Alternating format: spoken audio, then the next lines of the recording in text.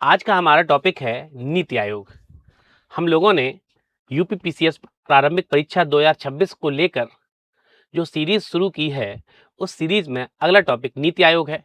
नीति आयोग एक ऐसा विषय है जिससे लोक सेवा की प्रत्येक परीक्षा में प्रश्न बनने की संभावना रहती है।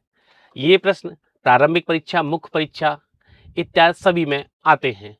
तो इसी क्रम में बिना किसी देरी के हम लोग प्रारंभ करते हैं नीति आयोग के बारे में। तो नीति आयोग के बारे में जानने से पहले हमें कुछ अन्य बातों के बारे में समझना होगा। देखिए, जब हमारा देश स्वतंत्र हुआ तो हमारे समक्ष ये प्रश्न था कि हम किस प्रकार की अर्थव्यवस्था को अपनाएं। तो इसी क्रम में तत्कालीन समय के नीति निर्माताओं ने हमारे यहाँ जिस अर्थव्यवस्था को अपनाया उसे कहते हैं नियोजित अर्थव्यवस्था। नियोजित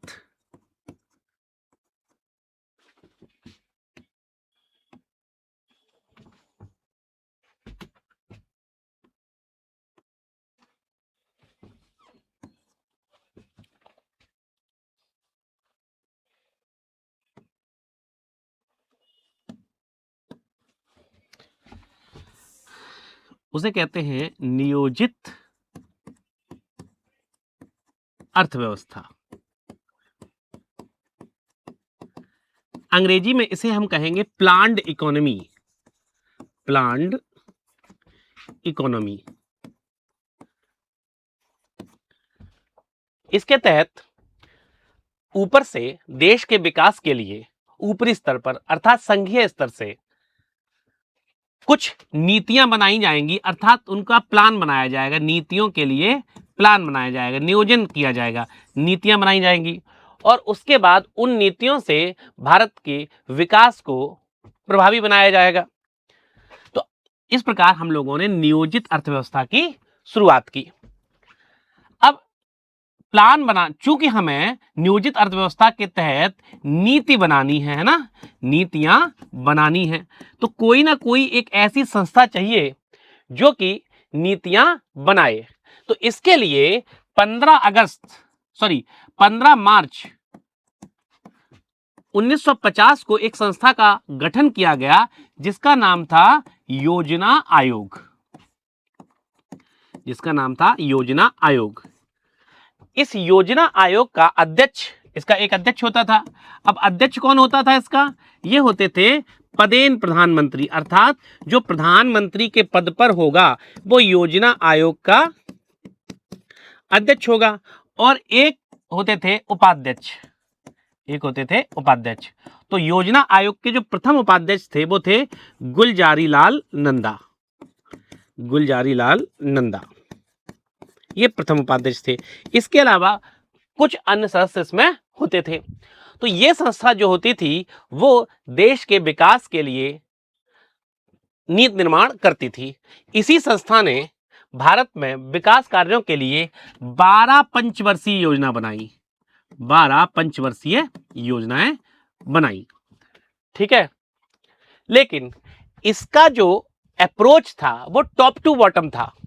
ठीक है, अर्थात ये जो योजना बनाती थी, जो इसका अप्रोच था वो टॉप टू बॉटम था। ये ऊपर से योजना बनाती थी संस्था और इसको पूरे भारत में लागू किया जाता था। तो यहाँ समस्या ये हो रही थी कि एक ही प्रकार की नीति बन रही थी जिसका पूरे भारत में प्रभाव नजर नहीं आ पा रहा था, क्योंकि पूरे भारत में बड़ी मात्रा में विविधता पाई जाती है और इस विविधता के कारण जो ये ऊपर से नीतियां बन रही थी, इनकी प्रभावशीलता पूरे भारत में भी अलग अलग थी। एक तरीके की प्रभावशीलता नहीं थी। कहीं की आवश्यकताएं कुछ और हैं, कहीं के संसाधन कुछ और हैं। तो ये समस्या शुरुआत से ही रही। आगे चलकर 2014 में इस संस्था को समाप्त कर दिया गया और इसकी जगह 2014 में इस संस्था को समाप्त कर दिया गया और इसकी जगह एक नई संस्था बनाई गई जिसे कहते हैं नीति आयोग। ठीक है, इसे क्या कहते हैं? नीति आयोग कहते हैं। इस संस्था का निर्माण हुआ है 2015 में। तो नीति आयोग का निर्माण कब हुआ है? 2015 में नीति आयोग का निर्माण हुआ है। ये बात आई समझ में?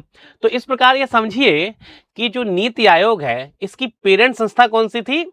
योजना आयोग। तो योजना आयोग को रिप्लेस करके नीति आयोग का निर्माण हुआ है। अब जो नीति आयोग है इसकी एक फुल फॉर्म है, ठीक है, जो नीति आयोग है इसकी एक फुल फॉर्म है, इसकी फुल फॉर्म है national institute for transforming India, transforming India, ठीक है, अर्थात इंडिया को ट्रांसफॉर्म करना पूरी तरीके से। किस तरीके से ट्रांसफॉर्म करेंगे आगे समझते हैं। तो हमें यहां पर क्या समझना है कि सबसे पहले 15 मार्च 1950 को योजना आयोग का गठन हुआ था और इस योजना आयोग के स्थान पर ही नीति आयोग का निर्माण किया गया है। चलिए आगे समझते हैं, ठीक है। नीति आयोग की स्थापना का मुख्य उद्देश्य पुरानी टॉप टू बॉटम या टॉप टू डाउन, ठीक है, अर्थात जो ऊपर एक योजना बना दी गई उसे ही पूरे भारत में लागू करना है, जिसमें भारत की विविधताओं का, भौगोलिक परिस्थितियों का इत्यादि का ध्यान नहीं रखा जा रहा था, ठीक है। तो उस अप्रोच को खत्म करना था। तो इसका मुख्य उद्देश्य पुरानी टॉप टू डाउन की केंद्रीकृत योजना प्रणाली को समाप्त कर एक सहकारी संघवाद को बढ़ावा देना है ना, मतलब कोऑपरेटिव फेडरलिज्म को बढ़ावा देने के लिए यह योजना प्रारंभ की गई, जिसमें यह कहना था, जिसका यह उद्देश्य था कि अब केवल जो संघ है ना, या जो केंद्र है वो ऊपर से एक योजना बना के पूरे देश के विकास की कल्पना न करे, बल्कि हमें क्या करना था? सहकारी संघवाद को बढ़ावा देना था। किसको बढ़ावा देना है? सहकारी संघवाद को, अर्थात जिसमें हम केंद्र और सभी राज्यों को शामिल करें, इनकी समस्याओं को शामिल करें तथा इनके द्वारा जो समाधान दिए जा रहे हैं इनको भी नीति निर्माण में शामिल किया जाए और इसके बाद एक समन्वित नीति निर्माण किया जाए, जिसमें सभी देश के सभी क्षेत्रों की समस्याओं, वहां के संसाधनों, वहां की भौगोलिक स्थिति इत्यादि का ध्यान रखकर इस प्रकार की स्कीम बनाई जाए, इस प्रकार की नीति बनाई जाए जो कि पूरे भारत में प्रभावशाली हो, प्रभावशील हो, ठीक है। इस वजह से जो इसका अप्रोच था नीति आयोग का, वो अब टॉप टू डाउन से डाउन टू टॉप हो गया, ठीक है, या टॉप टू बॉटम से बॉटम टू टॉप हो गया, कि अब हमें निचले स्तर पर जितनी भी समस्याएं हैं, जो भी संसाधन है, जो भी भौगोलिक परिस्थितियां हैं, जो भी समाधान है, उन सभी का अध्ययन करना है और इस प्रकार की नीति निर्माण करना है जिसमें समन्वित अप्रोच शामिल हो और सभी की आवश्यकताओं और समस्याओं का ध्यान रखा जा सके, ठीक है। तो यह एक आधुनिक थिंक टैंक के रूप में सरकार को रणनीतिक और तकनीकी सहायता देता है। तो देश में जो भी समस्याएं हैं उनसे निपटने के लिए जो नीति निर्माण कर रही है वो सरकार कर रही है हमारी, ठीक है, हमारी संसद कर रही है। उनको क्या देना है? रणनीतिक सलाह देना है और तकनीकी सलाह देना है। अब यहां पर एक बात और समझेंगे, कि जो योजना आयोग नामक संस्था थी, योजना आयोग, ये संस्था नीति बनाती थी, बनाती थी, ठीक है। इसी ने क्या बनाया? 12 पंचवर्षीय नीति, या यूं कहें योजना बनाती थी। इसी ने 12 पंचवर्षीय योजनाएं बनाई और साथ ही धन का आवंटन, एलोकेशन ऑफ फंड या मनी, ठीक है, धन का आवंटन भी यही संस्था करती थी, अर्थात कौन? योजना आयोग। लेकिन जो नीति आयोग नामक संस्था बनी है, यह संस्था धन का आवंटन नहीं करती है, ये केवल एक थिंक टैंक है, ये सलाह देती है और इसकी सलाह को जब मान लिया जाता है तो जो धन का आवंटन है वो वित्त आयोग द्वारा किया जाता है। किसके द्वारा किया जाता है? वित्त आयोग के द्वारा किया जाता है। यहां समझने वाली एक और बात है जहां से प्रश्न बनने की संभावना रहती है कि जो योजना आयोग है वो भी एक कार्यकारी संस्था थी, अर्थात सरकार ने एक कार्यकारी आदेश के द्वारा इस संस्था को बनाया था। न ही इसका उल्लेख संविधान में था और ना ही इसको संसद द्वारा बनाया गया था। तो चूंकि इसका उल्लेख संविधान में नहीं था, इस वजह से यह संवैधानिक संस्था नहीं है। साथ ही इसका निर्माण संसद द्वारा भी नहीं किया गया था, इसलिए यह एक वैधानिक संस्था भी नहीं थी। ठीक है, कौन? योजना आयोग। यह किस प्रकार की संस्था थी? यह एक कार्यकारी संस्था थी, अर्थात इसका निर्माण किसने किया था? सरकार द्वारा, कार्यपालिका द्वारा एक आदेश पारित करके किया गया था। तो यहां पर बहुत महत्वपूर्ण टॉपिक है, बिंदु है यहां पर कि जो योजना आयोग थी वो कार्यकारी संस्था थी, और जब योजना आयोग को समाप्त करके नीति आयोग को बनाया गया तो इसको भी सरकार ने एक कार्यकारी आदेश को पारित करके ही बनाया, लागू करके ही बनाया। तो इस प्रकार जो नीति आयोग है यह भी एक कौन सी संस्था है? कार्यकारी संस्था है, अर्थात इसका उल्लेख ना ही संविधान में है और ना ही इसे संसद द्वारा बनाया गया है। इससे पहले हमने चर्चा की कि जो योजना आयोग योजना आयोग थी, उसका पदेन अध्यक्ष जो थे वो प्रधानमंत्री थे। इसमें एक उपाध्यक्ष होता था, इसके अलावा कुछ अन्य सदस्य होते थे। वहीं इससे पहले हमने एक चर्चा ये भी की कि जो नीति आयोग है वो एक तरीके का पूरा क्या है? इंस्टीट्यूट है, संस्था है। ठीक है, संस्था है। तो संस्था में पूरी तरीके से एक हायरार्की बनी होगी, पदों का आवंटन किया जाएगा और अलग अलग लोगों को, अलग अलग क्षेत्रों के लोगों को शामिल किया जाएगा। तथा जो नीति आयोग है वो सरकार सहकारी संघवाद के लिए काम करती है, इसलिए उसमें राज्यों का प्रतिनिधित्व भी शामिल होगा, है ना? राज्यों का प्रतिनिधित्व भी शामिल होगा। तो इस प्रकार अब हम नीति आयोग की संरचना के बारे में समझेंगे। लेकिन याद रखिए कि आपको यह भी पता होना चाहिए कि योजना आयोग की संरचना कैसी थी। पदेन अध्यक्ष, प्रधानमंत्री, एक उपाध्यक्ष, बाकी अन्य सदस्य। ठीक, अब आगे चलते हैं, नीति आयोग की संरचना को समझते हैं। नीति आयोग की संरचना, ठीक है। सबसे पहले अध्यक्ष भारत के प्रधानमंत्री, इसमें भी जो अध्यक्ष है वो भारत के प्रधानमंत्री हैं। जो प्रधानमंत्री के पद पर होंगे वो ही नीति आयोग के अध्यक्ष होंगे। एक होते हैं शासी परिषद अर्थात गवर्निंग काउंसिल, सभी राज्यों के मुख्यमंत्री।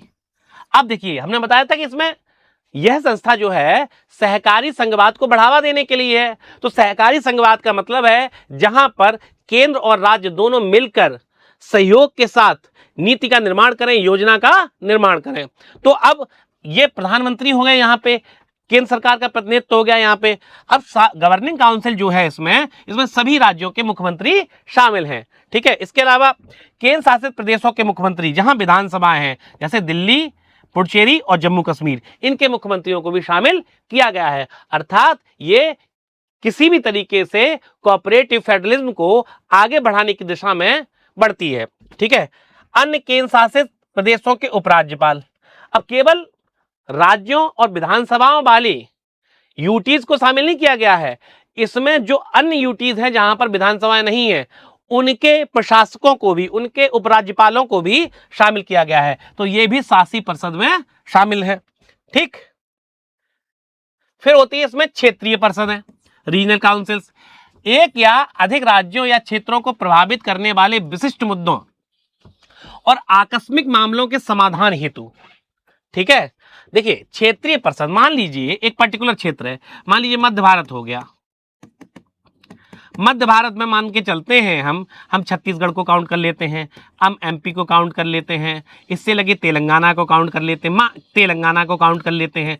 इनमें आपस में किसी प्रकार का विवाद है, इन क्षेत्रों को प्रभावित करने वाले मुद्दे हैं, तो उनके जो प्रतिनिधि हैं उनको इसमें शामिल किया जाएगा। ठीक है, इनकी जो अवधि होती है वो निश्चित कार्य का अस्थायी अवधि के लिए होता है। ठीक है, कार्यकाल जो है अस्थायी अवधि के लिए है, जब तक ये विवाद है इसका समाधान करना है। ठीक है, या कोई विशिष्ट मुद्दा है जिसको सॉल्व नहीं किया जा रहा, तब के लिए ये क्षेत्रीय परिषदें बनाई जाती हैं।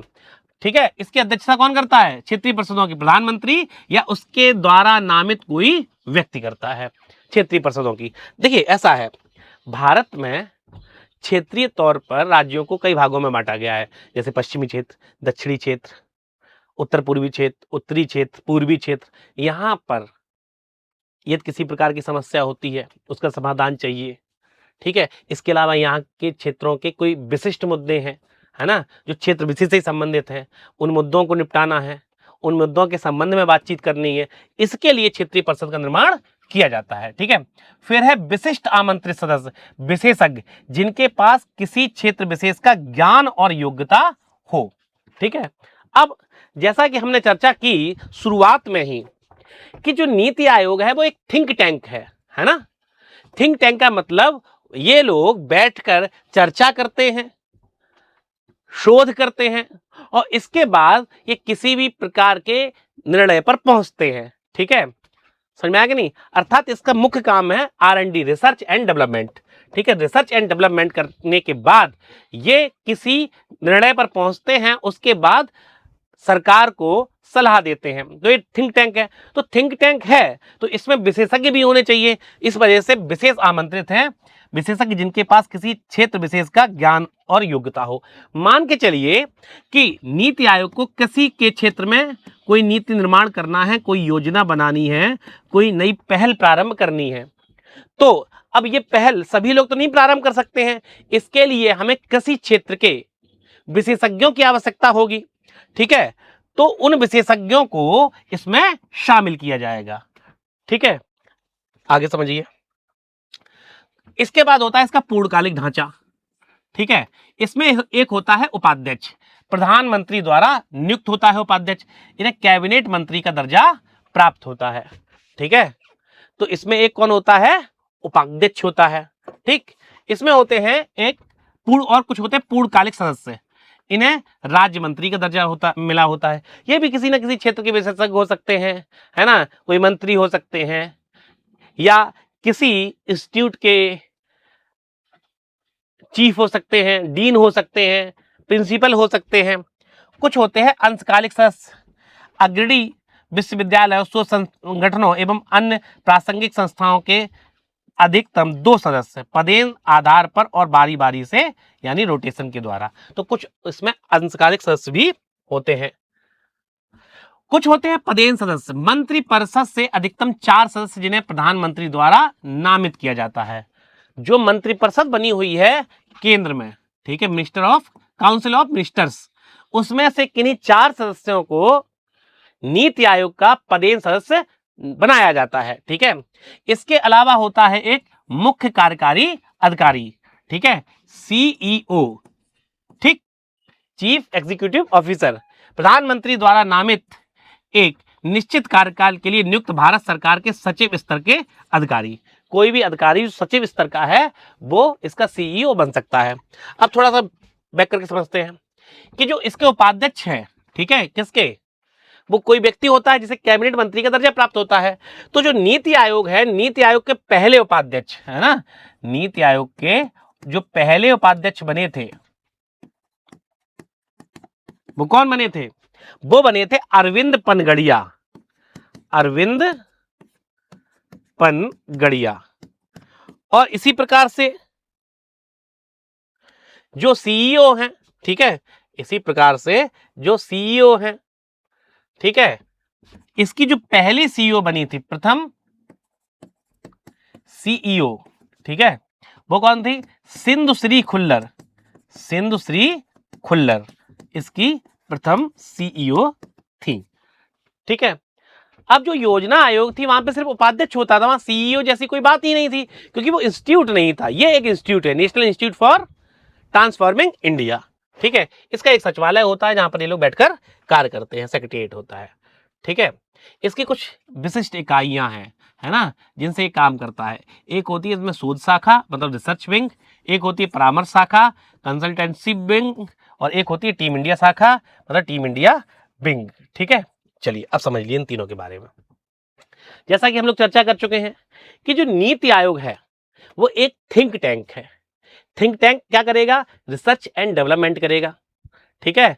किसी भी क्षेत्र में यदि किसी प्रकार की योजना का निर्माण हो रहा है, किसी प्रकार के नए इनिशिएटिव को प्रारंभ करना है, तो उसके लिए पहले पूरी रिसर्च की जाएगी और उस रिसर्च के बाद ही हम किसी निष्कर्ष पर पहुंचेंगे। तो इसके लिए एक पूरी विंग होती है जिसे कहते हैं शोध शाखा। यह विशेषज्ञों, विद्वानों और शोधकर्ताओं का एक आंतरिक थिंक टैंक है जो नीतियों पर गहन शोध और रिपोर्ट तैयार करता है। जैसे मान के चलिए कि किसी क्षेत्र में कोई कार्य होना है तो उस पर पहले गहन अध्ययन किया जाएगा, ठीक है, उसके प्रोज और कॉन्स देखे जाएंगे, उसके बाद एक निष्कर्ष पर पहुंचा जाएगा। फिर होती है परामर्श शाखा, कंसल्टेंसी विंग। या केंद्र और राज्य सरकारों को उसकी आवश्यकताओं के अनुसार समाधान, विशेषज्ञता और परामर्श सेवाएं उपलब्ध कराती है।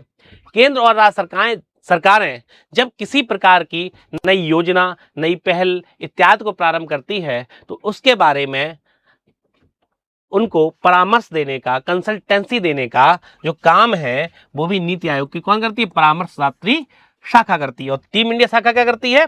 इसमें प्रत्येक राज्य और केंद्रीय मंत्रालय के प्रतिनिधि शामिल होते हैं। यह केंद्र और राज्यों के बीच निरंतर संवाद और सहयोग का एक राष्ट्रीय मंच प्रदान करती है। ठीक है, तो यहां पर सहकारी संघवाद को बढ़ावा देने का काम किया जाएगा। ठीक है, अब इस प्रकार अगर हम समझें, ठीक है, अगर इस प्रकार अब हम समझें तो जो नीति आयोग है, जो नीति आयोग है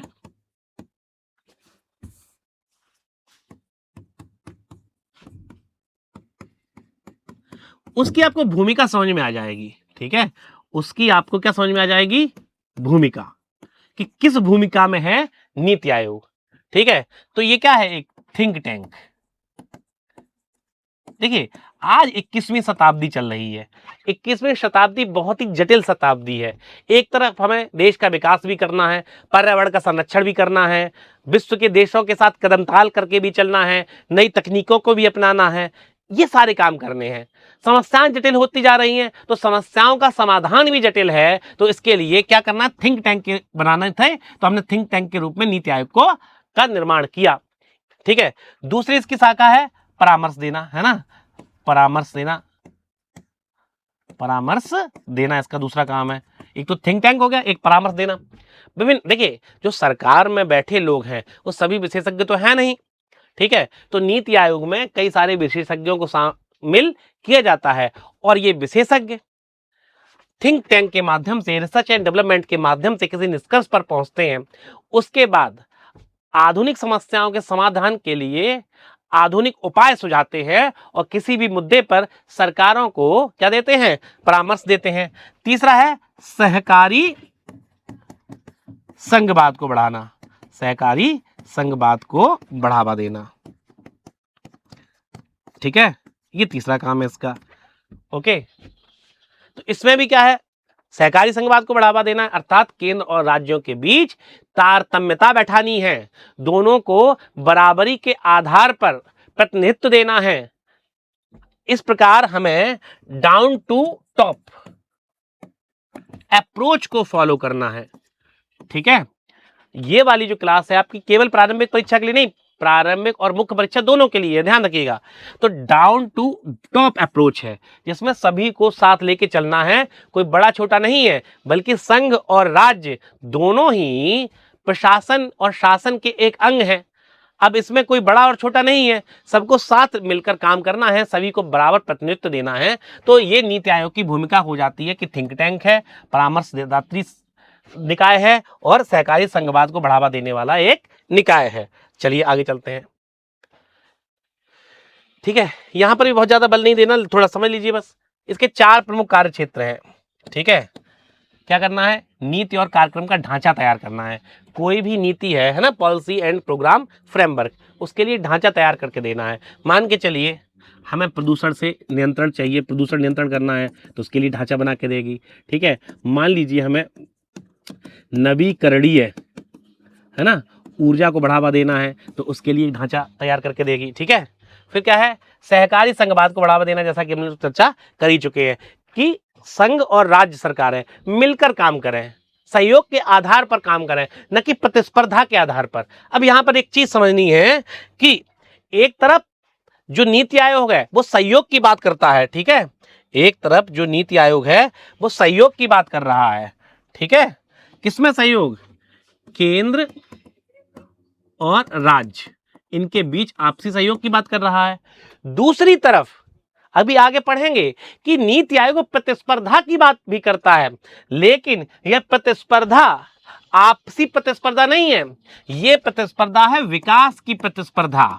ठीक है, कि कौन ज्यादा विकास कार्य करता है, कौन ज्यादा आधुनिक कार्य करता है, कौन ज्यादा प्रदूषण के मामलों को निपटाता है। ठीक है, इस वजह से इसी काम के लिए, इस प्रतिस्पर्धा को बढ़ावा देने के लिए नीति आयोग ने कई प्रकार की रैंकिंग्स भी प्रारंभ की हैं। ठीक है, ओके, चलिए आगे चलते हैं। ये हो गया। ठीक, दूसरा सहकारी संघ को बात को बढ़ावा देना हो गया। तीसरा समझ लीजिए, अनुश्रवण और मूल्यांकन, मॉनिटरिंग एंड एवोल्यूशन। ठीक है, अर्थात जो नीति और कार्यक्रम बने हैं, है ना, उनकी जांच करना कि वो सही से काम कर रही है, उनका कार्यान्वयन सही से हो रहा है कि नहीं। यदि सही से नहीं हो रहा है तो उनके लिए परामर्श देना तथा उसका फीडबैक लेना। ठीक है, चौथा है थिंक टैंक, ज्ञान और नवाचार केंद्र के रूप में काम करना। ठीक है, नई तकनीकी के बारे में काम करना, है ना, ज्ञान हब के रूप में काम करना, ये सारे काम हैं जिनके बारे में हम लोग चर्चा कर चुके हैं। ठीक है, चलिए आगे चलते हैं हम। नीति आयोग द्वारा प्रारंभ की गई सभी पहलें, देखिए समझिए, यहां पर एक चीज समझिए, जो हमारा नीति आयोग है, ठीक है, एक तरीके से ये अमरेला संस्था है ना। इसका काम जो है भारत का बहुमुखी चहुमुखी विकास करना है। ठीक है, यदि हम सूक्ष्म दृष्टि से देखें तो हमें निम्नलिखित चीजें समझ में आती हैं कि जो नीति आयोग है,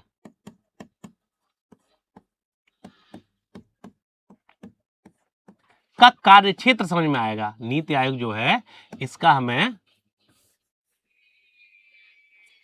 कार्य क्षेत्र समझ में आएगा कि कार्य क्षेत्र क्या है। तो अगर कार्य क्षेत्र देखेंगे ध्यान से, भी आगे पढ़ते हैं, तो इसका कार्य क्षेत्र आर्थिक विकास करना है ना, और ये सब देश के लिए है, भारत के लिए है। इसका कार्य क्षेत्र क्या है? आर्थिक विकास करना, देश का आर्थिक विकास करना, है ना, बुनियादी ढांचे का विकास करना, नई तकनीकों का विकास करना। ठीक है, ये सारा है। इसका साथ ही इसके मानव विकास भी करना है। ठीक है, मानव विकास, मानव विकास का अर्थ है क्या? मानव विकास का अर्थ है कि मानव के जीवन स्तर को बेहतर करना है, उसके स्वास्थ्य संकेतकों, शैक्षिक संकेतकों को ऊपरी स्तर पर लेकर जाना है, जिससे मानव एक संसाधन के रूप में परिवर्तित होकर देश को सर्व कर सके। ठीक है, तीसरा है सतत विकास। ठीक है, सतत विकास, सतत विकास का अर्थ है कि आर्थिक विकास, ठीक है, के साथ पर्यावरण संरक्षण, पर्यावरण संरक्षण। ठीक है, और चौथा इसका काम है समावेशी विकास। ठीक है, तो नीति आयोग इन 4 क्षेत्रों पर काम कर रहा है ना। इसे आर्थिक विकास भी करने के लिए काम करना है, इसे मानव विकास भी करना है, सतत विकास भी करना है, समावेशी विकास भी करना है। ठीक है, जितनी भी चीजें आएंगी, जितनी भी इसकी इनिशिएटिव्स हैं, वो सब इसी के अंतर्गत है। अब आर्थिक विकास के अंतर्गत क्या करेगा ये? ठीक है, कि बुनियादी ढांचे का विस्तार, है ना, बुनियादी ढांचे का विकास। ठीक है, यही तो है। तो इसके लिए बहुत सारी सड़कों का निर्माण, सागरमाला परियोजना, भारतमाला परियोजना, ठीक है, ये सारा काम हो रहा है। इसके अलावा नई तकनीकी, ठीक है, नई तकनीकी का विकास, है ना। इसी प्रकार से मेक इन इंडिया जैसे, स्टार्टअप इंडिया जैसे प्रोग्राम चल रहे हैं, ये आर्थिक विकास से संबंधित है। दूसरा है मानव विकास, है ना, मानव का स्वास्थ्य का विकास, है ना, शैक्षिक विकास। ठीक, इसी प्रकार से शैक्षिक विकास, ठीक है, गरीबी उन्मूलन, ये सब आ जाएगा इसमें, है ना, मानव विकास में। सतत विकास में कि आर्थिक विकास के साथ साथ पर्यावरण संरक्षण भी करना है, हमें प्रदूषण को नियंत्रित करना है, हमें जैव विविधता को बचा के रखना है, हमें मरुस्थलीकरण को रोकना है, ये सारे काम भी करने हैं। अर्थात संसाधनों का इस प्रकार से प्रयोग करना है कि एक तरफ देश का आर्थिक विकास भी सुनिश्चित हो सके, लोगों का मानव जीवन भी बेहतर हो सके, साथ ही संसाधनों का सतत उपयोग भी हो सके। अगला है समावेशी विकास। समावेशी का विकास का अर्थ है प्रत्येक प्रकार की असमानता को समाप्त करना। ठीक है, जहां जहां असमानता है ना, उसको समाप्त करना और विकास की प्रक्रिया में सभी लोगों को शामिल करना, चाहे वो किसी भी वर्ग का हो, किसी भी समाज का हो, किसी भी लिंग का हो, किसी भी जाति का हो, किसी भी धर्म का हो, किसी भी समूह का हो। यही क्या है? समावेशी विकास। इसमें महिलाओं को शामिल करना, महिलाओं पुरुषों के बीच जो असमानता है, दिव्यांगों को शामिल करना, है ना, जातिवाद को समाप्त करके सभी जातियों को शामिल करना, क्षेत्रीय असमानता को दूर करके, है ना, समावेशी विकास करना, जिसमें उत्तर पूर्व दक्षिण पश्चिम इत्यादि में किसी प्रकार का कोई आर्थिक भेदभाव न रह जाए। तो इस प्रकार के सारे कामों पर फोकस कौन कर रहा है? नीति आयोग। तो ये नीति आयोग के कौन है? कार्य क्षेत्र हैं कि उन्हें आर्थिक विकास के लिए थिंक टैंक के रूप में काम करना है, मानव विकास, सतत विकास और समावेशी विकास के लिए थिंक टैंक के रूप में काम करना है। इस क्षेत्र में R&D, रिसर्च एंड डेवलपमेंट को बढ़ावा देना है, नवाचार को बढ़ावा देना है। साथ ही ये सारे जो कार्य होंगे वो सहकारी संघवाद के आधार पर होंगे, इसलिए यह टीम इंडिया शाखा के रूप में काम करती है तथा इस प्रकार के विकास को आगे बढ़ाने के लिए केंद्र और राज्य के बीच समन्वय स्थापित करने पर बल देती है। ठीक है, चलिए अब इसके द्वारा प्रारंभ की गई पहलें, कौन कौन सी पहलें हैं जो नीति आयोग द्वारा प्रारंभ की गई हैं। ठीक है, यहां से प्रारंभिक परीक्षा में, है ना, प्रीलिम्स में बहुत सारे क्वेश्चंस बनने की संभावना रहती है। तो सबसे पहले नवाचार एवं उद्यमिता को बढ़ावा देना है, इनोवेशन एवं एंटरप्रेन्योरशिप को बढ़ावा देने के लिए कुछ पहले प्रारंभ की गई हैं, जैसे है अटल नव प्रवर्तन मिशन। इसका नाम सुना होगा आपने, अटल इनोवेशन मिशन, जिसे हम लोग आमतौर पर क्या कहते हैं? अटल इनोवेशन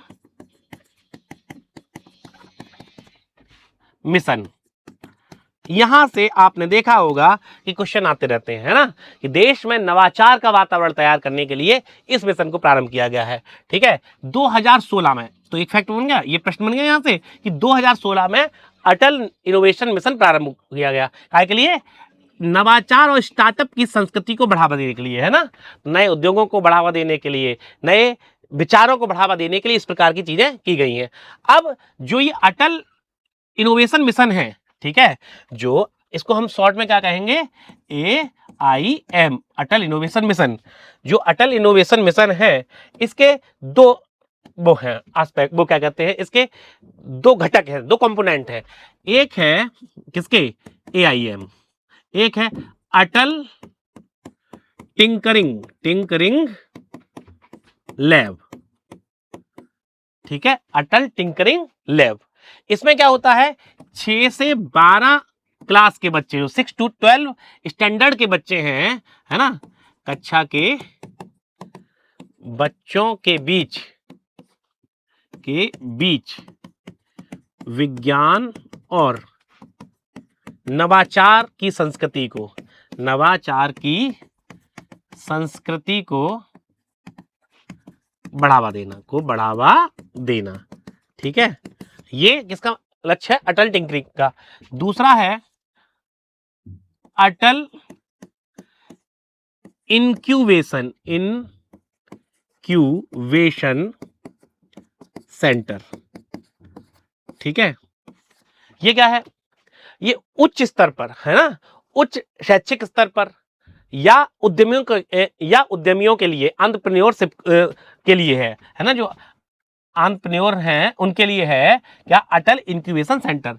इसमें अगर कोई व्यक्ति है जिसके पास विचार है, वो अपना स्टार्टअप प्रारंभ करना चाह रहा है, उसको ये लोग क्या करते हैं? एक तरीके से सलाह देने के लिए है ना, सलाह देने के लिए है, प्रशिक्षण देने के लिए है ना, इसके लिए फंडिंग की व्यवस्था कराने के लिए है है ना, फंडिंग जो है उसकी व्यवस्था कराने के लिए अटल इंक्यूबेशन सेंटर प्रारंभ किया गया है। ठीक है, तो इस प्रकार जो अटल इनोवेशन मिशन है इसके दो घटक हैं, एक अटल टिंकरिंग लैब, दूसरा अटल इंक्यूबेशन सेंटर, है ना। अगला है महिला उद्यमता मंच। तो यहां पर क्या है, देखिए चार चीजों को ध्यान रखना है, हमें चार चीजों को ध्यान रखना है कि एक तरफ हमें आर्थिक विकास भी करना है, मानव विकास भी करना है, सतत विकास भी करना है, साथ ही समावेशी विकास भी करना है। तो समावेशी विकास का अर्थ क्या होता है कि सभी प्रकार की असमानताओं को समाप्त करके समाज के सभी वर्गों को विकास की मुख्य धारा में शामिल करना। ठीक है, तो जो अटल उद्यमता मिशन है ये क्या है, 2018 में प्रारंभ किया गया था। तो ये बन गया आपका इंपोर्टेंट क्वेश्चन। ठीक है, महिला उद्यमियों को नेटवर्किंग, मेंटरशिप और फंडिंग सहायता प्रदान करने के लिए। तो ये तो सबके लिए है, अब विशेष तौर पर महिलाओं के लिए, महिलाओं को आर्थिक क्षेत्र से जोड़ने के लिए, महिलाओं को आर्थिक रूप से सशक्त बनाने के लिए ये वाला प्रोग्राम शुरू किया गया है, अटल उद्यमता मंच। यहां पर महिलाओं को विशेष तौर पर, है ना, मेंटरशिप, नेटवर्किंग, फंडिंग इत्यादि से संबंधित सहायता प्रदान की जाती है। तो ये नवाचार और उद्यमता के लिए हो गए कौन कौन से, अटल इनोवेशन मिशन जिसके तहत अटल टिंकरिंग लैब और अटल इंक्यूबेशन सेंटर, दूसरा महिला उद्यमता मंच। ठीक, अगला है क्षेत्रीय, मोस्ट इंपोर्टेंट है ये, क्षेत्रीय विकास और समावेशन। ठीक है, रीजनल एंड लोकल डेवलपमेंट। ठीक है, और समावेशन करना एक तरीके से, है ना, डेवलपमेंट नहीं, सॉरी, यहां पर इंक्लूजन है, रीजनल डेवलपमेंट एंड इंक्लूजन। ठीक है, मतलब जो भी असमानताएं हैं, जैसा कि हमने कहा कि मुख्य उद्देश्य इसका एक समावेशी विकास करना भी है। तो समावेशी विकास को बढ़ावा देने के लिए हमें सभी प्रकार की असमानताओं को समाप्त करना है। तो हमारे यहाँ लगभग 700 से अधिक जिले हैं, इनमें से 112 जिले अत्यंत पिछड़े हुए हैं, इनको पहचाना गया और इनको पहचानने के बाद इनके लिए आकांक्षी जिला कार्यक्रम प्रारंभ किया गया है ना। आकांक्षी जिला कार्यक्रम प्रारंभ किया गया है, कब प्रारंभ किया गया, 2018 में। और इसी की तर्ज पर आकांक्षी ब्लॉक कार्यक्रम भी प्रारंभ किया गया 2023 में, अति पिछड़े 500 ब्लॉकों में जीवन स्तर और बुनियादी ढांचे में सुधार करने के लिए। ठीक है, अब जो है सबसे पहले हम आकांक्षी जिला कार्यक्रम की बात करते हैं। तो देश के जो सबसे पिछड़े 18 जिले हैं, सॉरी, देश के जो सबसे पिछड़े 112 जिले हैं, उन 112 जिलों में वहां की कृषि को बेहतर करना, स्वास्थ्य संकेतकों को बेहतर करना, शिक्षा के स्तर को बेहतर करना इत्यादि के लिए काम कर रहा है। तो किन क्षेत्रों में, 5 प्रमुख सामाजिक आर्थिक क्षेत्रों में त्वरित विकास के लिए ये योजना प्रारंभ की गई है। इसमें क्या होता है, एक रैंकिंग, जैसे पहले तो यहाँ पे काम किया जाता है, उसके बाद अटल जिला कार्यक्रम, सॉरी, आकांक्षी जिला कार्यक्रम रैंकिंग जारी की जाती है। इसमें यह देखा जाता है कि इन 112 जिलों में से कौन सा जिला सबसे बेहतर कार्य कर रहा है। ठीक है, तो ये तो आपका ये पोर्शन नीति आयोग वाला हो गया। ये आपको पता होना चाहिए कि ये कार्यक्रम कब प्रारंभ किया गया है, करंट अफेयर्स इससे क्या संबंधित होगा। तो समझिए कि मान लीजिए कि 2025 या 26 में जो भी लेटेस्ट आकांक्षी जिला कार्यक्रम के तहत रैंकिंग आई है, उस रैंकिंग से प्रश्न बन सकते हैं। ठीक है, उस रैंकिंग से प्रश्न बन सकते हैं करंट अफेयर्स में। ठीक है, इसी जब ये सफल रही कार्यक्रम, ये वाली योजना सफल रही, ठीक है, तो इसके बाद नई योजना प्रारंभ की गई, आकांक्षी ब्लॉक कार्यक्रम के जो खंड है ना, ब्लॉक है। ठीक है, जो ब्लॉक्स हैं इनके विकास के लिए। ठीक है, कि 500 जो सबसे पिछड़े ब्लॉक हैं उनके जीवन स्तर और बुनियादी ढांचे में सुधार करने के लिए ये प्रारंभ की गई है। तो इसका उद्देश्य क्या है, समावेशन करना और क्षेत्रीय विकास करना। ठीक है, 2 हो गई। ठीक,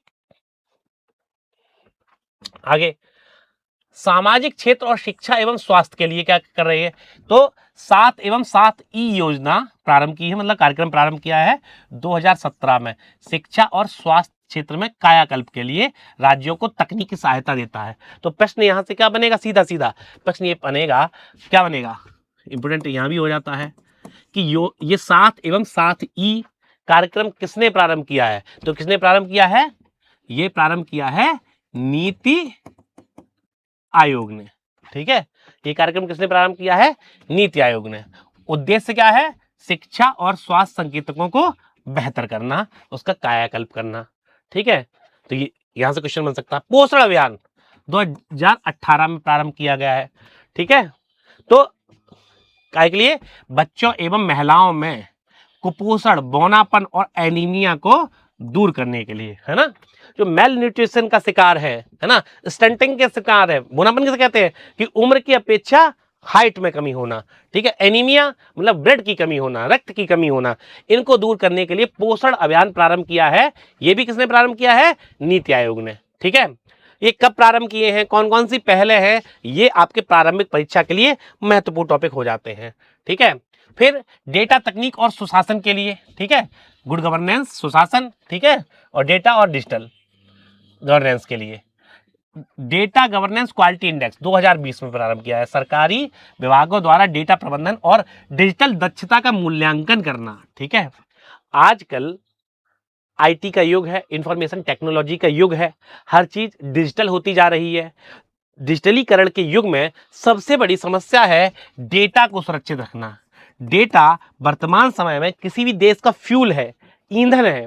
उस डेटा के आधार पर हम किसी भी देश की सामाजिक, आर्थिक, राजनीतिक, सामरिक स्थिति की जानकारी प्राप्त कर सकते हैं, ठीक है। उसकी शौक क्या है, उसको बीमारियां क्या है ना, उसकी डिमांड्स क्या है, इसको समझ सकते हैं। तो हमें क्या करना है कि डेटा क्वालिटी इंडेक्स के तहत डेटा का प्रबंधन करना है। जब डेटा का प्रबंधन होगा तो एक तरफ तो हमारा डेटा जो है सुरक्षित रहेगा, ठीक है, दूसरी तरफ हम डेटा का विश्लेषण करके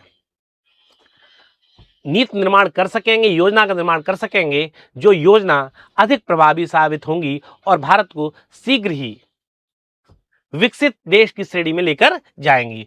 राष्ट्रीय डेटा और विश्लेषण प्लेटफॉर्म मई 2022 में सरकारी डेटा को आम जनता और शोधकर्ताओं के लिए सुलभ और विश्लेषण योग्य बनाना। जो सरकारी डेटा है जिस आम जनता के लिए और शोधकर्ताओं के लिए, है ना, जिससे वो सरकार जनता की नीतियों, वो जनता के रुझानों को समझ सके, जनता की आवश्यकताओं को समझ सके, इसके आधार पर नीति निर्माण कर सके, ठीक है।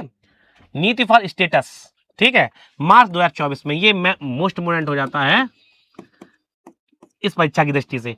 राज्यों में बेहतर नीति निर्माण के लिए डिजिटल नॉलेज और बेस्ट प्रैक्टिस प्लेटफॉर्म प्रदान करना। तो जैसे जैसे समय बीतता जा रहा है, डिजिटलीकरण बढ़ता जा रहा है, तो आवश्यकता किसकी है?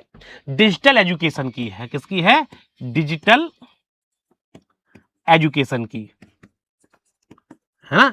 डिजिटल एजुकेशन की आवश्यकता है, एडुकेशन जैसे कहते हैं, उसकी आवश्यकता है। तो इसके लिए प्लेटफॉर्म प्रदान करना, जिससे भारत के अधिक से अधिक लोगों को डिजिटल एडुकेशन दी जा सके और भारत के डिजिटलीकरण को समावेशी बनाया जा सके, ठीक है। आगे चलते हैं। पर्यावरण, ऊर्जा और बुनियादी ढांचा, इसके क्षेत्र में भी काम कर रही सरकार। तो एक तरफ आर्थिक विकास भी करना है, साथ ही सतत विकास भी करना है। सतत विकास इस प्रकार से करना है कि हमारी आर्थिक विकास भी हो सके, मानव विकास भी हो सके, समावेशी विकास भी हो सके, तथा जो देश के प्राकृतिक संसाधन हैं वो भी सुरक्षित रहें अगली पीढ़ी के लिए, ठीक है। तो मेथनॉल इकोनॉमी कार्यक्रम प्रारंभ किया 2016 में। जैसे आजकल आपने E20 का नाम सुना है, ठीक है, कि जो हमारा पेट्रोल है उसमें 20% एथेनॉल या मेथनॉल मिल कर आ रहा है, ठीक है। इसका उद्देश्य क्या है? एक तरफ तो जो जीवाश्म ईंधन है जैसे पेट्रोलियम, उससे होने वाले ग्रीन हाउस गैसेस को कम करना, दूसरी तरफ भारत का जो आयात बिल है, पेट्रोलियम आयात बिल है, उसको कम करना, ठीक है। जब हम एथेनॉल मिलाएंगे, मेथनॉल मिलाएंगे, है ना, तो उसमें ग्रीन हाउस गैसों का इमिशन कम होगा, उत्सर्जन कम होगा, पर्यावरण सुरक्षित रहेगा, है ना, वायु प्रदूषण कम होगा। साथ ही जब हम विदेशों से, है ना, स्पेशली पश्चिमी एशियाई देशों से जो पेट्रोलियम आयात कर रहे हैं, उसका भार भी हमारे ऊपर कम पड़ेगा।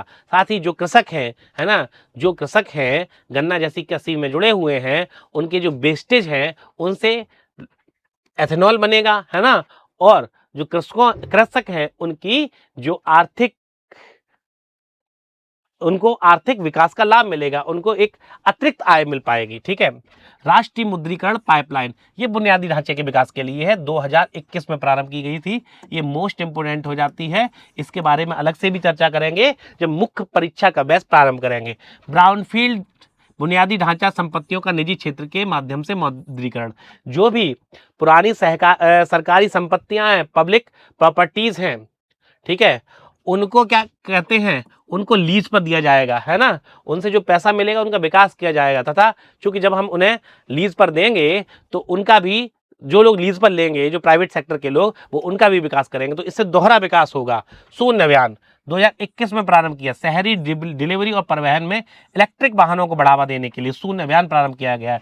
जैसे आजकल आप देख ही रहे हैं, ईवी कार्यक्रम प्रारंभ किया गया है ना, ईवी को हम प्रमोट कर रहे हैं, इलेक्ट्रिक व्हीकल्स को प्रमोट कर रहे हैं, जिससे कार्बन उत्सर्जन कम से कम हो, ग्रीन हाउस गैस का उत्सर्जन कम से कम हो। ठीक है, रेज एग्रो फॉरेस्ट्री इनिशिएटिव जून 2024 में प्रारंभ किया गया, बंजर भूमि को कृषि वानिकी के अंतर्गत उपजाऊ और हरा भरा बनाना, अर्थात डेजर्टिफिकेशन को कम करना, है ना, बंजर भूमि को कम करना और भूमि की उपजाऊ क्षमता को बढ़ावा देने के लिए ये वाला प्रोग्राम प्रारंभ किया गया 2024 में। ये भी इंपोर्टेंट हो जाता है प्रारंभिक परीक्षा की दृष्टि से, सीधा पूछा जाएगा कि रेज प्रोग्राम किससे संबंधित है, तो भूमि को उपजाऊ और हरा भरा बनाने से संबंधित है। साथ ही ये भी पूछा जाएगा ये कब प्रारंभ किया गया, 2024 में प्रारंभ किया गया, और ये किसके द्वारा प्रारंभ किया गया, तो ये नीति आयोग के द्वारा प्रारंभ किया गया। ठीक, चलिए आगे। अब नीति आयोग बहुत सारे सूचकांक जारी करता है, मोस्ट इंपोर्टेंट हो जाते हैं ये, है ना, ये सूचकांक मोस्ट इंपोर्टेंट है प्रारंभिक परीक्षा के लिए। हम आपको यहाँ पे सूचकांक के बारे में बता दे रहे हैं, ये सारे सूचकांक नीति आयोग जारी करता है। अब ये सूचकांक, इनका स्टेटस क्या रहा है 2025 में और 2026 में, ये करंट अफेयर्स के लिए बहुत महत्वपूर्ण साबित होंगे। इनके बारे में चर्चा करंट अफेयर्स की क्लास में भी की जाएगी, जैसे एसडीजी इंडिया इंडेक्स, ठीक है, okay, sustainable development goals index, जो सस्टेनेबल डेवलपमेंट गोल्स हैं, ठीक है, इनके बारे में तो पता ही है आपको, हम लोग चर्चा एक वीडियो में कर भी चुके हैं पहले।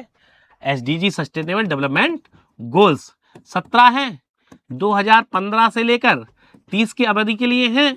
उद्देश्य भाई आर्थिक विकास, समावेशी विकास और सतत विकास, इनका भी उद्देश्य है एसडीजी का। इनको प्राप्त करने में भारत क्या कर रहा है, ये तो अलग विषय है, इसके लिए तो इंटरनेशनल लेवल पर सतत एसडीजी इंडेक्स जारी की जाती है, लेकिन भारत के राज्य क्या कर रहे हैं इनको प्राप्त करने के लिए, एसडीजी के जो 17 लक्ष्य हैं इनको प्राप्त करने के लिए भारत के राज्यों का क्या स्टेटस रहा है, इसके लिए एसडीजी इंडेक्स प्रारंभ की गई है। किसके द्वारा, नीति आयोग के द्वारा। ये इंडेक्स कब प्रारंभ की गई, 2018 में प्रारंभ की गई।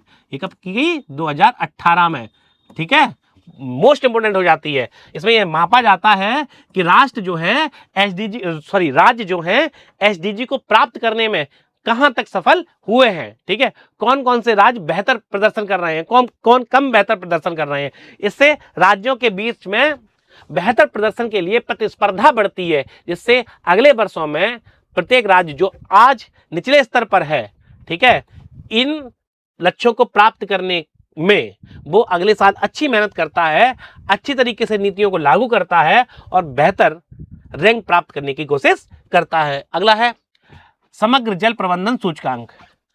पानी की कमी आज की एक सबसे बड़ी समस्याओं में से एक है, तो अब हमें किस पर काम करना है, वाटर मैनेजमेंट पर काम करना है। तो वाटर मैनेजमेंट के लिए 2018 से क्या किया गया है, एक सूचकांक जारी किया गया है, ठीक है, और ये इस क्षेत्र में प्रतिस्पर्धा बढ़ाई गई है कि कौन कौन से राज्य जो हैं वाटर मैनेजमेंट के क्षेत्र में अच्छा काम करने की दिशा में कार्य कर रहे हैं। स्कूली शिक्षा गुणवत्ता सूचकांक, है ना, स्कूली एजुकेशन क्वालिटी इंडेक्स 2019 से प्रारंभ की गई, बहुत महत्वपूर्ण है सारे एक तरफ से, ठीक।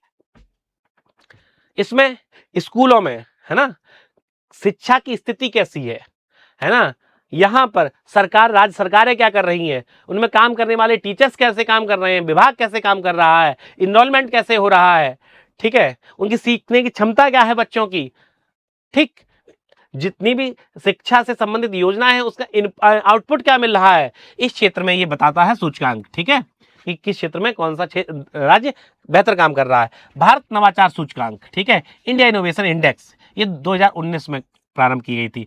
देश के राज्यों में इनोवेशन इकोसिस्टम को बढ़ावा देने के लिए, है ना, कि प्रत्येक राज्य में इनोवेशन को बढ़ावा देने के लिए, स्टार्टअप्स को बढ़ावा देने के लिए राज्य सरकारें काम करें, जिससे देश की तकनीकी वृद्धि हो सके, देश का तकनीकी विकास हो सके, देश का आर्थिक विकास हो सके, हम इस प्रकार के प्रोडक्ट्स बना सकें, ठीक है, जिन प्रोडक्ट्स को इंटरनेशनल लेवल पर मांगा जाए, जिनकी डिमांड इंटरनेशनल लेवल पे हो। इसके लिए हमें क्या करना पड़ेगा, नवाचार को बढ़ावा देना होगा, नवाचार की संस्कृति को बढ़ावा देना होगा। इसके लिए भारत नवाचार सूचकांक प्रारंभ किया गया। निर्यात तैयारी सूचकांक ईपीआई, है ना, 2020 में प्रारंभ की गई। कब प्रारंभ की गई? 2020 में, राज्यों की निर्यात क्षमता और बुनियादी और चुनौतियों का सामना करने के लिए। ठीक है, देश के व्यापारिक माहौल को बेहतर करने के लिए आवश्यक है कि देश में निर्यात संबंधी तैयारियां बहुत बेहतर हों। ठीक है, जो निर्यात करने के लिए हमने प्रोडक्ट तैयार किए हैं उनकी गुणवत्ता बहुत बेहतर हो, हमारे यहाँ का लॉजिस्टिक्स बेहतर हो। ठीक है, तो इस क्षेत्र में कौन कौन से राज्य किस दिशा में काम कर रहे हैं, इसके लिए ये वाला सूचकांक जारी किया गया 2020 में, राष्ट्रीय बहुआयामी गरीबी सूचकांक। देखिए, एक बहुआयामी गरीबी सूचकांक इंटरनेशनल लेवल पर है, उसी की तर्ज पर भारत में नीति आयोग ने राष्ट्रीय बहुआयामी गरीबी सूचकांक शुरू किया है 2021 में। इसमें स्वास्थ्य, शिक्षा, जीवन स्तर, सब पर, सबके आधार पर गरीबी मापने का प्रयत्न किया जा रहा है। ठीक है, शिक्षा में किस क्षेत्र, कहां तक पहुंच गए हम लोग, है ना, क्या स्थिति है शिक्षा के क्षेत्र में, स्वास्थ्य के क्षेत्र में क्या स्थिति है ना, इन सभी पर काम करने की बात कही जा रही है। ठीक है, तो ये सारे इनिशिएटिव्स हैं नीति आयोग के, इनमें ये सारे 5-6 आपके क्या हैं,